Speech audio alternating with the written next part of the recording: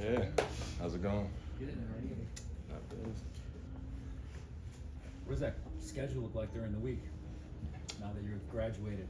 Are you talking a class schedule? Yeah. It's we're still at Georgia, so we still got class to go to.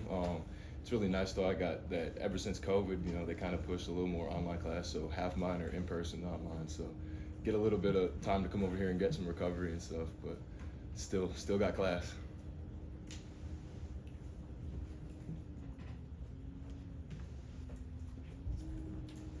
Xavier, we got to see Trevor Etienne on Saturday. What do you feel like he brings to this offense? And then just in general, you guys have several running backs who have showed out through 2 weeks. What do you think of this run? Extremely impressed.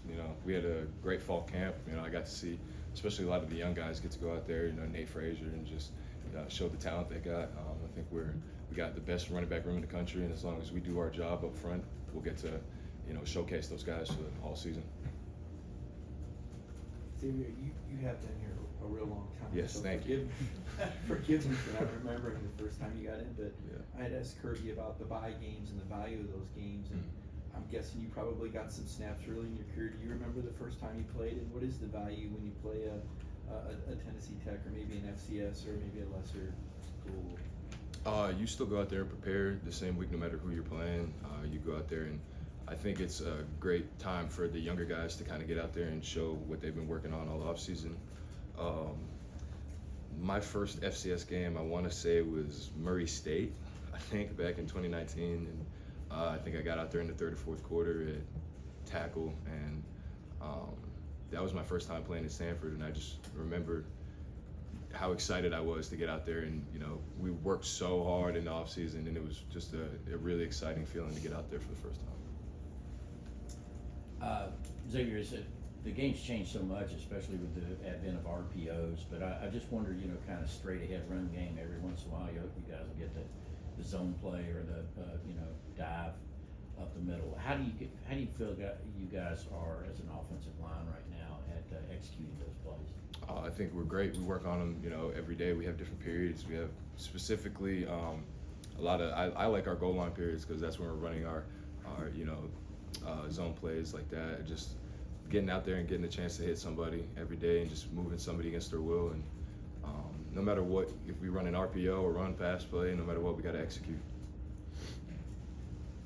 Xavier, Brock was around this program for a while. He's going to be on the other sideline on Saturday. Just what did you see from him when he was part of this program, and just his skill level as a quarterback? But he's a SEC starting quarterback. He's got a lot of talent. He's mobile, and he can do just about anything you ask him. He's very coachable. So I know what kind of level of player he is. He's got a lot of talent, and it's going to be exciting to see him play again this Saturday. Xavier, you've been in a couple of these trips to Lexington. It's a tough place for you guys to play historically.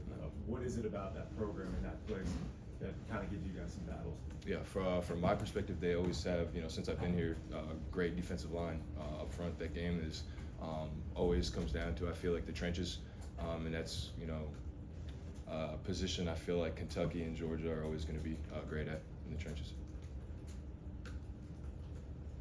What specifically do you remember from the game a couple of years ago, and your thoughts on Deion Walker? Which game? The Kentucky game? The Kentucky game 2 years ago.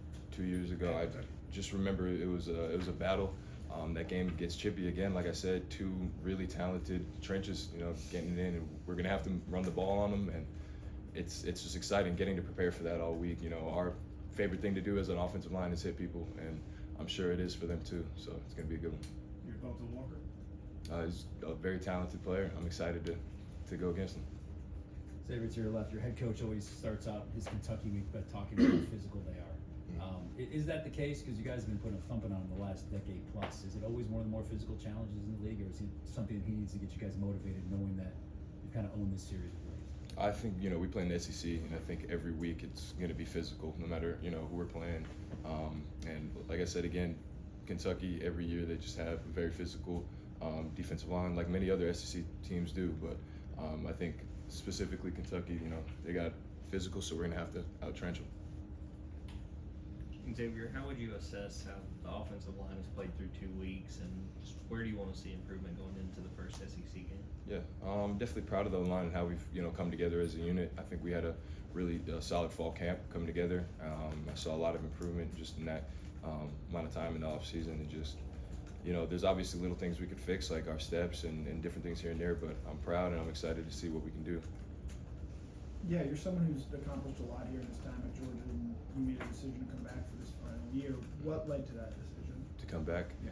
I think it was a couple factors. I think finishing last year, I think myself, I had a lot of areas I could improve on, just from my play, and I think we didn't end the last season how I knew we could end it, and just coming back, if we could go out the right way with the special group of guys we got, it would mean that much more to me.